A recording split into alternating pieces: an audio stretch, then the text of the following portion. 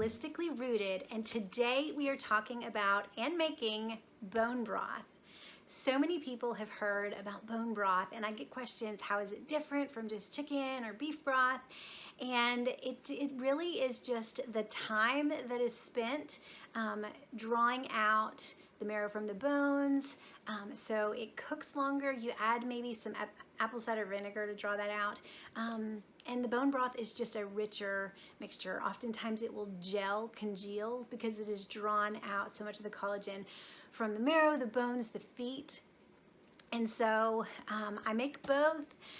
Sometimes I'll just simmer soup on my stove, simmer a carcass on my stove, and that's my chicken broth or my turkey broth. But when I make it in my Instantpot, I do it for 2 to 3 hours, and that's going to be this bone broth. I'm gonna walk you through the steps, but what I oftentimes do is use either beef bones from our friend's farm or the chicken carcass from our chickens that we process. And I share how I process those chickens from our backyard meat birds. So what I do, I will can them, but I will only can certain parts of it, and I leave the carcass, which it's just the backbone and the rib cage, and then I throw in there a pair of feet, a neck, and usually the wing tips, because those don't have really meat on it. And so this is what I call bone broth or soup or chicken soup in a bag. And I just throw this in the Instantpot with onions, celery, any kind of veggies you can think of, garlic. I'll throw in about a teaspoon of salt, some pepper, thyme leaves, bay leaves, sometimes rosemary, and I'll always throw in a splash of apple cider vinegar. That's what's really gonna help draw out the nutrients, the minerals, and the collagen as well. So we're gonna get started, and I'm gonna walk you through those steps in my Instantpot.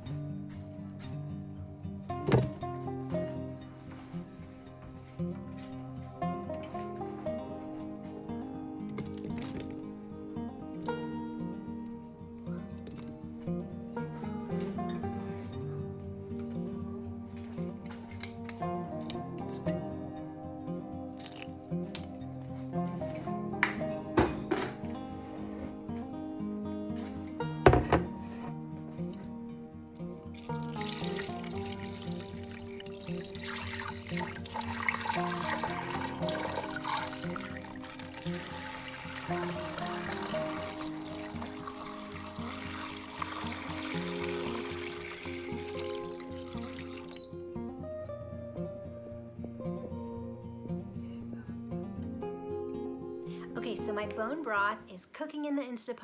I just set it for 120 minutes. Some people set it for longer, but it's just a great amount of time to draw that out. Sometimes I will do it at night and allow it just to come to pressure and stay warm overnight, and then I will jar it up in a big gallon jar in the morning.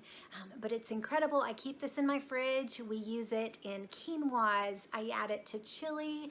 It's a base for some of my soups, which makes soup making so much easier because you've already got all those nutrients and the flavor in your broth. So that's just some of the ways that I use it. I'll use it in chicken salad. Some people like to just drink it straight, as it's very nourishing and supportive of your gut health. So it is a staple in our house. I have not bought chicken broth in like almost a decade. It's so economical to do this yourself. It's really utilizing every part of the chicken. So even though it's not, you know, the parts that we would typically eat, they just have great nourishing value and nutrition. I hope you enjoy this bone broth and you find it helpful. And let me know if you have any questions. We will go enjoy it, and I'm going to add it to a pot of soup.